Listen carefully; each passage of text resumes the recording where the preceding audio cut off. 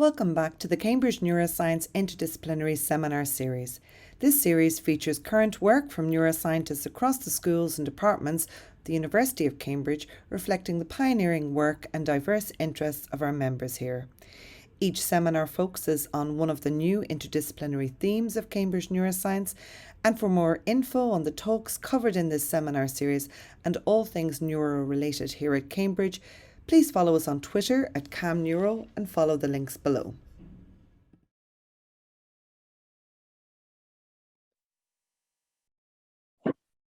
Okay, so good afternoon, everybody. Thank you for attending this, the first of the Cambridge Neuroscience Interdisciplinary Seminar Series for Lent term. Thank you so much, and apologies for our slight delay in starting. Today, we're delighted to open the series this term with Dr. Ben Underwood. And Ben is the clinical director of the Windsor Research Unit, but he's also the Associate Director of Research and Development for CPFT. And today I'm not going to introduce him anymore, but he is going to talk to us about improving outcomes for older people living with mental illness using applied and translational research. So over to you, Ben, and thank you. Well, thank you, Davila. Thank you very much for that lovely introduction. Thank you for having me, and huge apologies for my ranking competence at using a computer. We're almost at time. I'm tempted to go to any questions, but we'll get some of the talk in first. So what I'm going to talk to you about today is thinking about how we can use an academic approach and data in order to improve the care that we already give people who are suffering from various forms of mental illness and neurodegenerative disease. So that's the jam today in my talk, or the applied psychiatry in my job title. So my job title is Assistant Professor in Applied and Translational Psychiatry. So we'll talk about that. We're going to talk about how basic science might be translated to fundamentally alter the trajectory of these conditions. And in particular, I'm thinking about dementia and Alzheimer's disease and what new treatments might look like. And that really is the jam tomorrow and the translational part of my job title. And I'll be giving you examples from Cambridge basic science and how we're trying to turn those into reality and improving things for patients by linking the basic science and the patients. And I'll tell you how we do that, what our resources are. And one of the reasons I wanted to do that is that I think these seminars are partly designed to let lots of people know what everyone else is doing, because it may be that someone else, maybe even me, has got some data or a resource that might be useful to you in your research endeavor. And I got a few frightening emails from Davila about neuroscience. So if you're feeling really anxious during the talk, don't worry, there are some Western blots coming, and there'll be some fluorescently labeled brain scans as well. So I just wanted to say something about why I think this is really important. This is one of my a slide that I created, but I found really, really striking, because like many of us, I got involved in the coronavirus pandemic. I got involved in trials of vaccines during that time. And it just felt like there was a huge national endeavor. We designed treatments, we trialed them when we vaccinated the population 3 times over in a year. And it felt like that was the most important thing that was happening, and it was. But if we look at the year 2020, the worst year of COVID, 69,000 people died in this country. But if we go back only to 2018, 69,000 people died of dementia, an almost exactly similar number. And yet I don't remember there being a huge national effort in 2018 to help the fight against Alzheimer's disease. So there's a really curious disconnect here as to why that might be the case. If we just simply become inured to dementia, or as it affects old people, or are there other things at play? But nevertheless, it was very striking to me. And this is also reflected in the amount of research that goes on, the number of patients in trials. And I think it's not just the mortality of dementia that's comparable, it's also the morbidity and the economic cost. So economic cost now estimated at $1 trillion a year. And of course, the human cost, though, is the most important one, people losing their wives, their husbands, and other loved ones. So why has there been limited progress in terms of improving treatments in dementia? Well, this is a slide that I've stolen from my colleague David Llewellyn down in Exeter, and he did this as sort of idle whimsy by wondering what was going on in terms of publications. So the blue line on that graph is the number of publications relating to cancer, and the green line is the number of publications relating to dementia. And you can see the total scores are 293,000 for dementia and 4.5 million for cancer.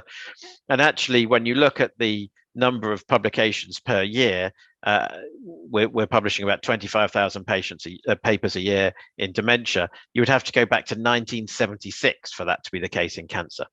Now, everyone on this call is far too young to remember 1976, probably except me, and I do remember it. And I can remember some of my school colleagues sadly developing leukemia, and they went on to die. That would not be the case now because of the amount of research that's happened in oncology. And I think we need a similar push in dementia. But I am a card-carrying old age psychiatrist. So I'm a consultant old age psychiatrist in Cambridge, and we deal with all sorts of other mental disorders, including anxiety, depression, OCD, schizophrenia, bipolar disorder, and some other rarer mental illnesses. But I have got a slide deck on some of those things, but I've decided not to focus on them today because I thought the dementia area might be more interesting. But if anyone's interested in research in those other areas and older people, please do get in touch. I've put my email address right at the top of the chat, or near the top of the chat. I think Davila welcomed you first. So I'm going to tell you the story now and get into some data, but I'm going to try and put it in some context and explain why there's some method in my madness.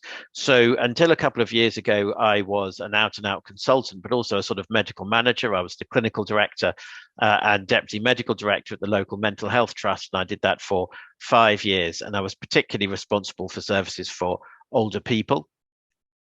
And prior to the coronavirus pandemic, there were 4 big problems that I saw in our clinical services. So we saw serious incidents in individuals who are often very unwell, and particularly unwell elderly people with complex personalities. And there's almost no, well, in fact, I will go further. I think there is no research on older people with personality disorder beyond 1 or 2 scattered papers. So we started to address that, but that is a totally different story. We're also interested in inpatient wards for people with dementia. Often these people are very physically sick. They're very unwell from their dementia. They're often resistive to care, and they're cared for in a complex legal framework. So I think some of the most complicated people in the whole of medicine. And again, I think there are a princely total of 12 papers published on those environments in the last 10 years. But we were also interested in difficulties after we'd assessed people as to whether they potentially had dementia. And I'm going to focus on that and tell you about that in some more detail and what we did about that. But also there's the overall challenge of increasing numbers of people who are living with dementia, and how we're going to care for them and how we can improve their disease trajectory. So there I am as the medical manager grappling with these clinical problems. What tools do I have at my disposal? So this is the first one I will advertise for you. And it's not a tool I've created. My colleague Rudolph Cardinal did this. And effectively what happens is that I think it's every 24 hours now, the entire clinical database is anonymized and turned into a shadow database, which can be used for research purposes. And this has really been made possible by the move from doctors writing on pieces of paper and putting them in clinical notes to typing everything into a computer. But what it means is that every single day there's thousands, millions, billions even of data points going into electronic patient record systems around the country and around the world, and they can be mined for information. And I'm going to give you some examples as to how we've used our patient record. So to give you some context to that, there's now over 200,000 unique individuals that are included in the database because it's been running for over 10 years, and the clinical service we provide covers a population of around 1 million people. Whilst we're on the topic of resources, one of my colleagues, Dennis Chan in neurology, came up with the very sharp suggestion that we do lots and lots of brain scans. And when we've used them for our clinical purposes, we never look at them again. And now we consent all of our patients coming through Memory Clinic to see if they would be willing for us to do a high-res scan and then keep that in a database, and we've now got over 500 scans in that. It's now run as a project by Dr. Tim Rittman. And soon we'll be adding blood biomarkers for Alzheimer's disease and other neurodegenerative diseases to that as well. So you can see that we are going to be soon developing a very rich and large clinical data set of real patients with all of their clinical data, their brain scans, and their blood biomarkers. Okay, so using our very large and growing everyday clinical database, there are lots and lots of things we can do about it. I put this in partly because I simply like it. And one of the first things we did was we looked at several thousand patients with dementia, and we looked at their general well-being and from a mental health perspective using something called the Health of the Nation Outcome Scale, which is a routine scale done on all of our NHS patients when they come into the service and when they leave the service. And some of my crueler colleagues say, why do you work with dementia? There's nothing you can do, is there? What are you doing, and is it doing any good?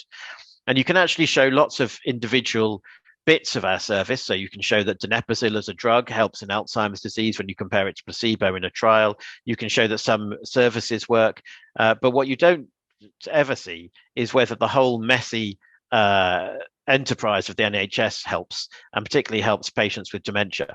And this is really what this graph represents. So this is, I think, about 3,500 patients with dementia. And if you just restrict your gaze to the blue bars on the left-hand side of each group, these are all different subscales of the Health of the Nation outcome score. And the first bar is when they come into the service, and the second bar is when they leave. And you can see the statistically significant improvements in behavior, in their mood, and various other elements, but reassuringly no big change in their cognition or ability to live their life, because if there was, I think that would probably suggest that the staff were too enthusiastic about filling these scores in a positive way, because we wouldn't really expect cognition to improve. And actually, this has now been reinforced by lots of other studies, for example, the MASS study, which has shown significant improvements in quality of life for patients and caregivers following diagnosis. So it's not the case that diagnosis is just a depressing thing to tell somebody and doesn't bring benefit. So we see in Cambridgeshire somewhere between 2,000 and 3,000 patients every single year for a memory clinic assessment. So that's a clinic appointment which really is asking the question, do we think this person is suffering from dementia or not? And the graph at the bottom is the Friends and Family Test, which is a famous NHS marker of quality for 737 of those patients going through. And you can see that over 700 of them were either extremely likely or likely to recommend the service to their friends and family. So they're very positive about that bit. They're seen, they receive their diagnosis, they have imaging, they're treated with any medications they need, and they're sorted out socially, and that's great. What they don't like, and the consistent feedback was, well, then you discharge me, doctor. And patients are often discharged back to their GP in primary care, and they feel a bit abandoned and feel uncomfortable about that. And that's something I think probably is very understandable. So as the director of the service, my problem was that there are lots and lots of patients and there's only limited resource, and we couldn't keep every one of those 2,000 or 3,000 people every year on to our services indefinitely, because there just wasn't enough. So I developed the idea of wondering whether I could find the patients that would most benefit, and then I could target our resource at the people who most needed it. And the tool I used was the electronic patient record database that I've already described to you. So some of our patients are seen, they're diagnosed with dementia, they're discharged back to their GP, but unfortunately they then deteriorate and they need further intervention, either in the form of our community dementia crisis team or, sadly, sometimes psychiatric hospitalization. So we used electronic patient record, and it's a 10-year sample, and we looked at 13,000, over 13,000 patients with dementia. And we split them into those patients that went on to need crisis team or inpatient involvement, and those that did not. And the first thing that we notice is that only 16% of the people in our total database actually did need those enhanced services. If that had been 100%, then you can't target your resource. You need to look after everybody always. But actually, it's a minority of patients that run into those sort of problems and need more help. And the next thing we did was we looked at the two groups at the point of diagnosis. So at the time we first see them and diagnose dementia, can we predict? Can we use all of the variables that we have recorded on these patients to build models to predict who is going to run into trouble? Because if we can do that and see the people most at risk, they're the people we can target more resource and intervention at. But of course, that would be no good if we saw people and then they got into trouble almost straight away. So another thing we did early on was look at the length of time between diagnosing a patient and them needing inpatient or crisis team care. And on average, it's around 2 years. So that means that there is plenty of time where one could meaningfully intervene.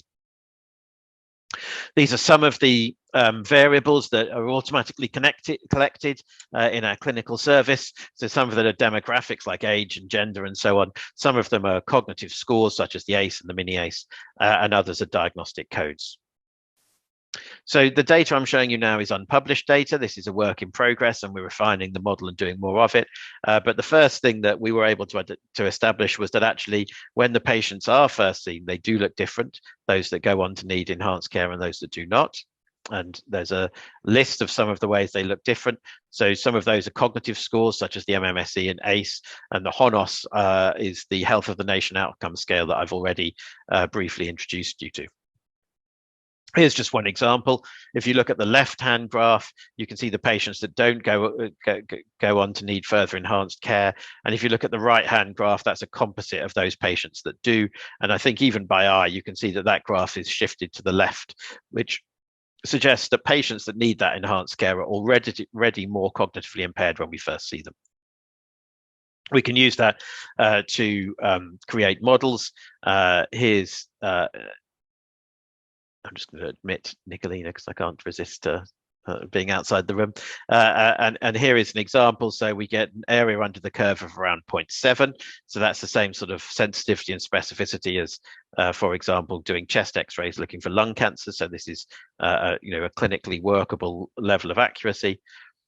And we can then turn that into a model using linear regression. And so this model shows the decay over time with the 10% of patients most at risk, that's the orange line, versus the 90% of patients less at risk. And you can see that those lines do diverge really rather starkly in terms of people needing further care. And therefore, you could take that top 10%, which is then not 2,000 or 3,000 patients a year, but 200 or 300. And that is a chunk of people that you could potentially target interventions at. And the next stage will be to design that intervention. Mostly that's around ideas of specific dementia case management to see if we can improve these patients' trajectories and outcomes.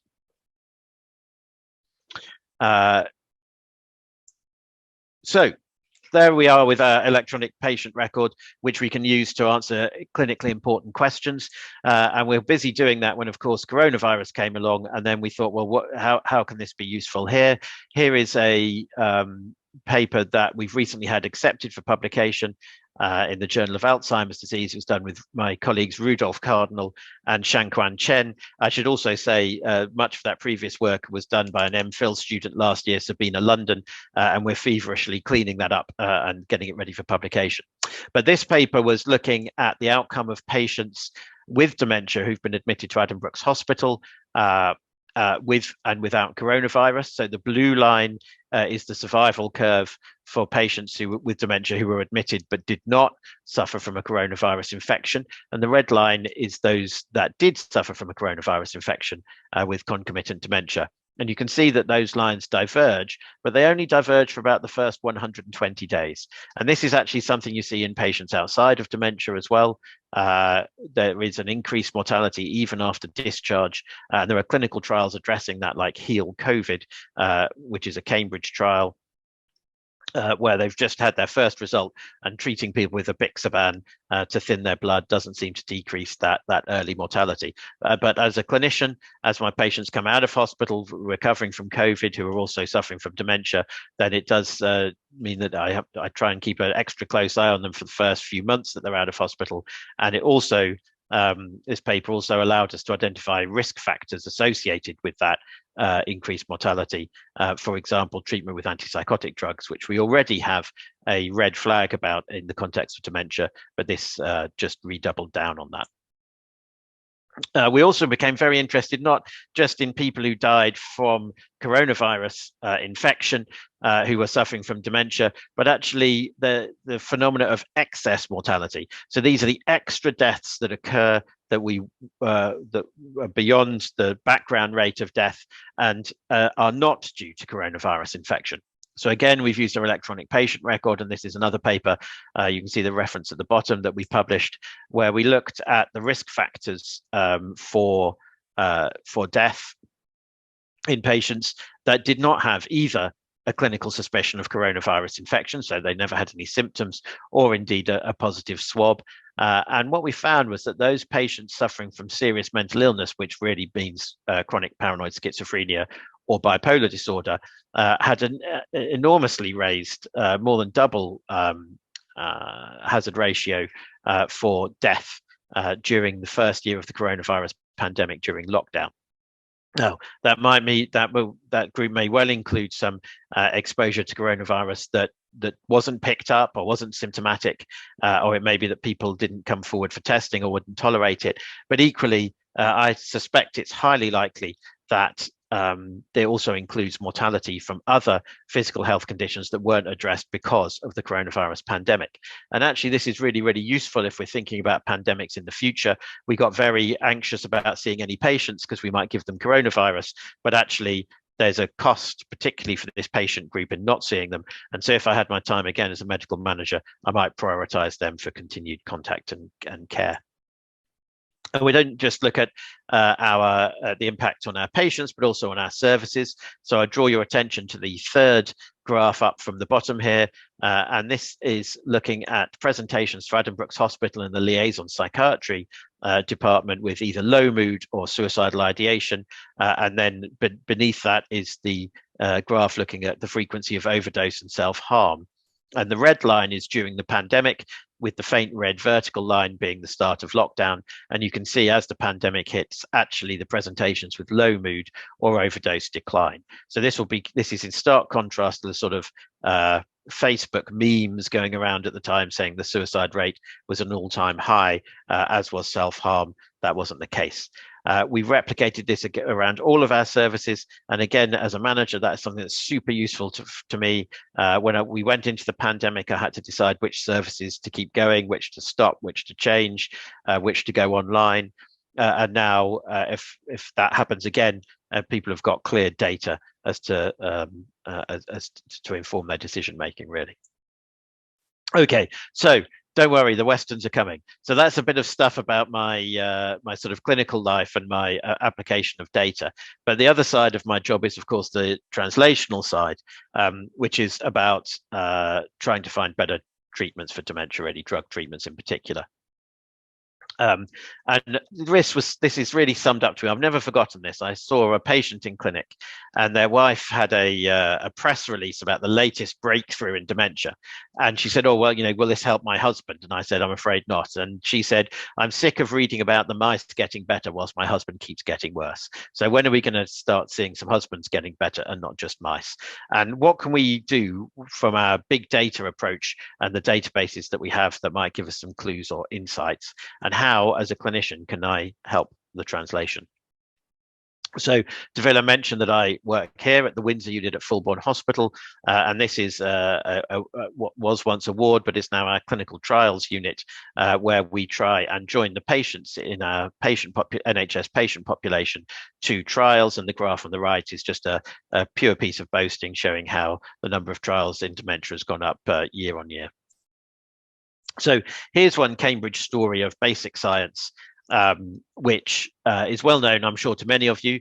The man in the top right-hand corner is Professor David Rubinsztein. I was lucky enough to do my PhD with David, and he's a truly remarkable individual.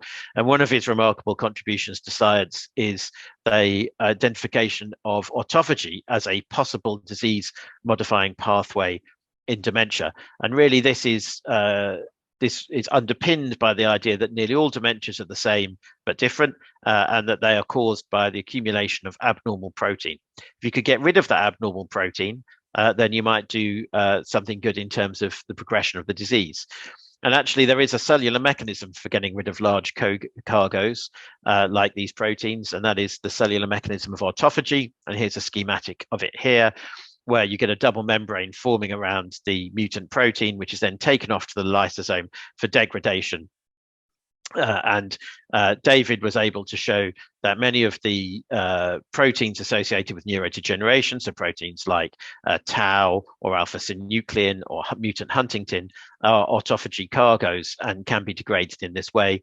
He then showed that you can upregulate that using drugs and find rescue in animal models. He also then screened a whole variety of different drugs to find those that were sort of least toxic and may be used as repurposed drugs. These are existing drugs you can prescribe, and they might be repurposed to be helpful in dementia. One of the early drugs he described, but he's now moved on from this, and we'll talk about some of the other drugs in a moment, was lithium. Well, as a psychiatrist, actually, many of our patients take lithium because it's a treatment for bipolar affective disorder. So is it the case that patients treated with lithium have a greater or lower rate of developing dementia? This might give us some insight. This is particularly interesting because there are some very, very early trials in mild cognitive impairment of lithium, which suggest that it may be disease modifying. And it's not just as potentially as an autophagy upregulator, it's also a GSK3 beta inhibitor and causes a widespread change in gene expression in neurons, many of which is neuroprotective. But nevertheless, we were able to use our electronic patient record to start to answer this question. So we looked at 270,000 patients registered with our trust, and we took out, in the end, 548 patients who were all over the age of 50, and we had follow-up data for at least a year, and we compared who were taking lithium, and we compared them to a larger matched cohort, a large cohort of 29,000 patients who were not taking lithium. And this is what we found. So the graph on the left is, so the x-axis is time, the y-axis is the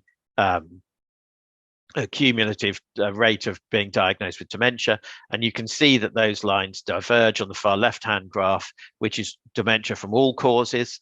That's particularly clear in the middle graph, I think, which is dementia caused by Alzheimer's disease, and that would all be consistent with a mechanism which might be affecting mutant protein.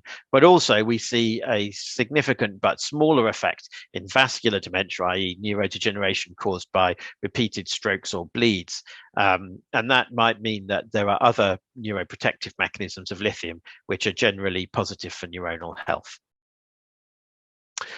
So that's a little insight into lithium and hopefully drawing together some of the stuff I've already told you about the electronic patient record. But meanwhile, David was beavering away in the lab, coming up with more benign drugs that maybe have a greater impact. His a slide taken from one of his papers showing improvement in Huntington's disease, or Huntington's disease mouse model using the antihypertensive rilmenidine.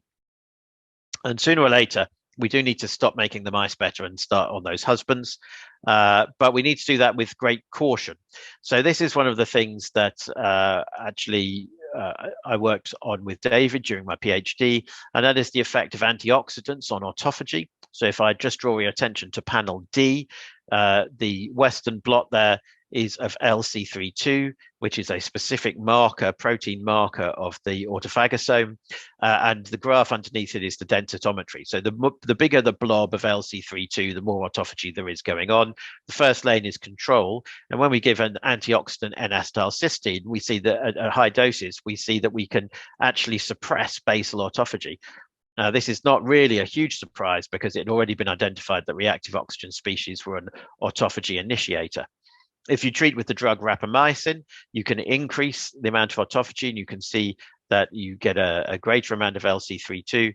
But then if you give rapamycin N and N-acetylcysteine, you don't see that increase. And the same is also true if you use trehalose to induce autophagy. If you do that with N-acetylcysteine, you abrogate the rescue. And of course, this suggests that if you're giving antioxidants at the same time as giving an autophagy upregulator, then you may limit the impact of that autophagy upregulator. And that's really important when you're thinking about clinical trials, because you need to make sure there are no confounders that might give you a null result, but one that isn't real.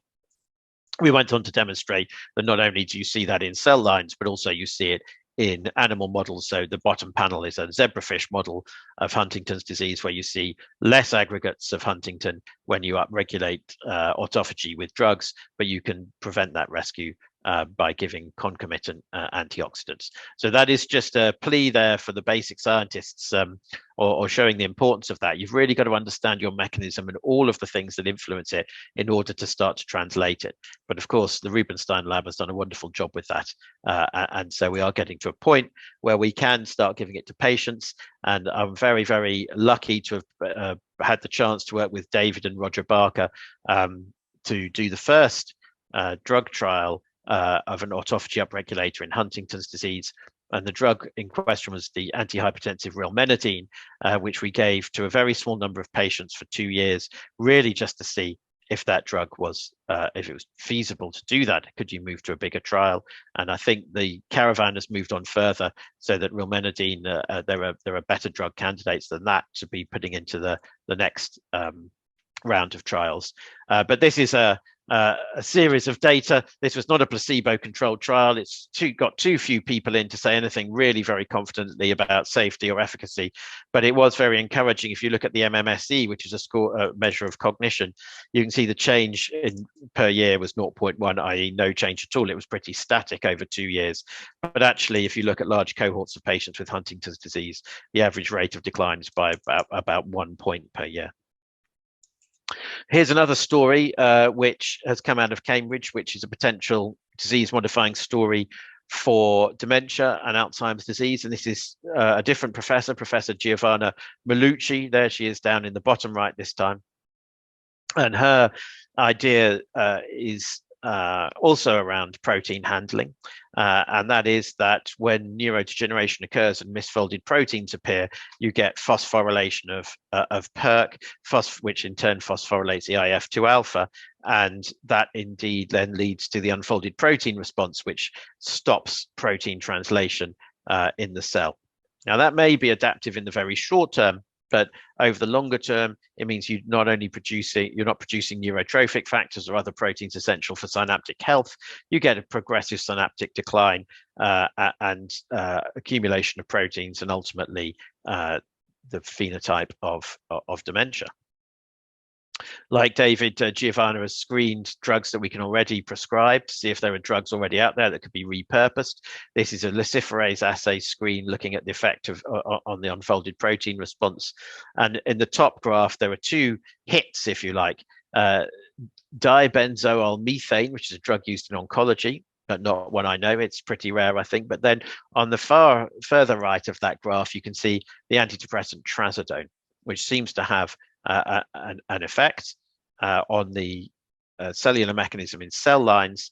And indeed, you can see that this then translates into animal models. So Giovanna's shown in prion disease model and frontotemporal dementia models, mouse models, that treatment with trazodone increases lifespan and also has the effects that one would expect on the brain if it's acting through the unfolded protein response. So another brilliant piece of basic science, which I've only been able to skirt over in the very briefest of descriptions. I urge you to read more of her papers and read that whole story, because it's really quite inspiring. But it's another one where it's got to the point of making mice better. How do we translate that into people? Well, trazodone is a licensed drug. So two groups had the same idea that I had with the lithium, and they looked at people taking trazodone and their risk of dementia, but also patients already with dementia who were taking trazodone, and they struggled to see an effect. In fact, they saw no effect, and they thought, well, maybe this isn't a good idea. But of course, I was already working with my colleagues, including Giovanna, to use our patient record to do exactly the same thing. And what we find is that in all of our patients with Alzheimer's disease, there are only 157 who are treated with trazodone. So it's a very rare thing to do. And when we look at who those patients are, they're often people who already have some elements of behavioral disturbance or problems with neuropsychiatric symptoms such as sleep, which is a marker for more advanced disease. And also the dose that they were treated with was only 75 milligrams, whereas the minimum dose that Giovanna predicts would have the appropriate therapeutic effect is 200 milligrams. So you're treating people very rarely late in disease, which are a sort of sub-cohort of the total population, and are significantly different in a whole bunch of different ways. So whether you can really take anything sensible away from that is questionable. So what to do next to translate the story? Do you go straight to a trial of trazodone? Do you do a small trial of feasibility, tolerability, where if it's a very small trial, you maybe won't learn very much, because you won't learn much about safety in a small number of people, or indeed efficacy. And actually, here's a whole bunch of trials that have already been done in Alzheimer's disease using trazodone. So I draw your attention to just the one in the year 2000, where there were 149 patients treated in 3 different ways for 16 weeks, and those patients were well followed up. So we've got some idea as to whether actually trazodone is a plausible drug to give patients with Alzheimer's disease, and I would suggest to you that it is. It isn't without side effects or difficulties, but it's not something that hasn't been done or was just too intolerable for patients in those trials. So this is what we are doing about that now, to translate that into reality for patients. I've already told you about so we've called these studies the super studies. I've told you about the first one, looking at our electronic patient record, and really we've not been able to use that to say anything sensible one way or the other. And so the next thing is that we want some in vivo imaging. There are lots of post-mortem studies showing biochemical changes which suggest the unfolded protein response is activated in people with dementia. But what about living patients? Well, the answer is it's now possible to do that. We can do a radio labeled 11 carbon leucine PET scan to look at protein synthesis in patients' brains in real time. And that allows us to then look at patients with Alzheimer's disease versus controls and see if there is, as we would predict, a decreased rate of protein synthesis in those that have Alzheimer's disease. If that is true, then that allows us to move to the next step, which we call Super D2, which might be something like doing a brain scan in a patient with Alzheimer's disease, giving them some trazodone, and then rescanning them to see if the protein synthesis in vivo is increased, which would give you some idea as to whether target engagement was being achieved and whether you were getting the outcome that you wanted. And I think those would be very reasonable experimental medicine approaches before moving to a larger trial, which we call Super Dream. So just to show you that brain scan I promised you, and to show that it is real, that's a picture of me. In the middle is Giovanna Malucci, and on the far side is John O'Brien, the Professor of Old Age Psychiatry. And we're standing in front of the first ever 11 carbon radio labeled PET scan done in someone with Alzheimer's disease. And you can see there that it's simply a question of the brighter areas being those that where there is increased protein synthesis. We are now quite a long way through that project, and we're only one patient away from getting to a point where we can do an interim analysis, and obviously we're very, very keen to see the result. I am going to skip a little bit because I feel time is against us. I'm just going to stop here pause here for a moment, and that is to say that there are other things that I think that we should learn from the coronavirus pandemic.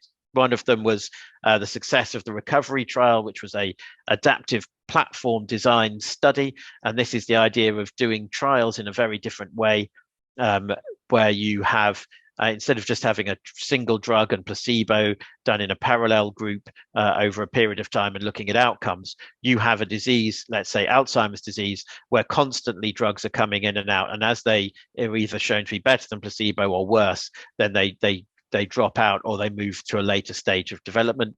And this is a way in which lots of disease areas have really turbocharged their ability to screen drugs and run clinical trials. Examples include things like the STAMPEDE platform in prostate cancer, and I'm giving you some other examples here. There's also the examples in neurodegeneration. So there's a platform in multiple sclerosis and also one in motor neuron disease. And I think this is something that we really need to get to grips with in the Alzheimer's community. And so this is, I like to say that in every talk, because eventually I hope someone might listen to me.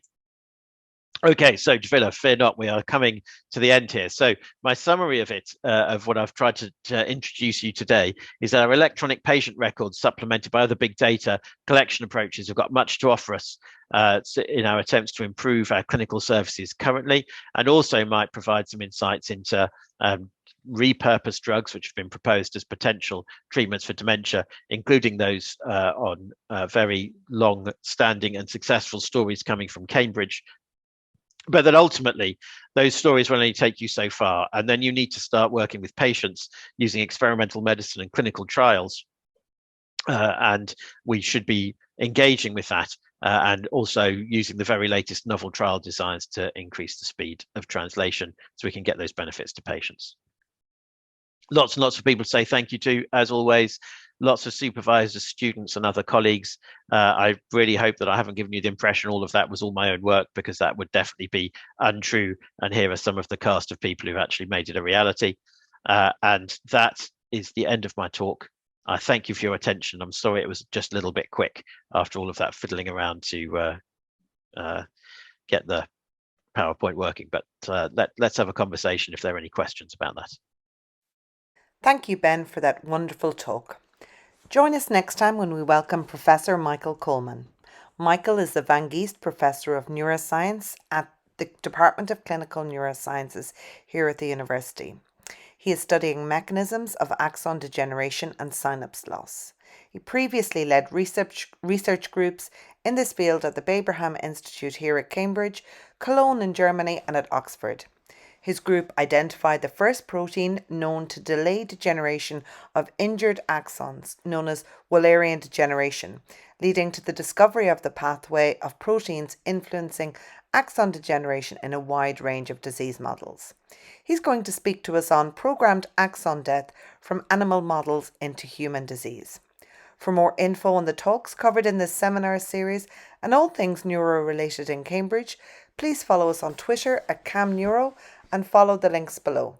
See you next time.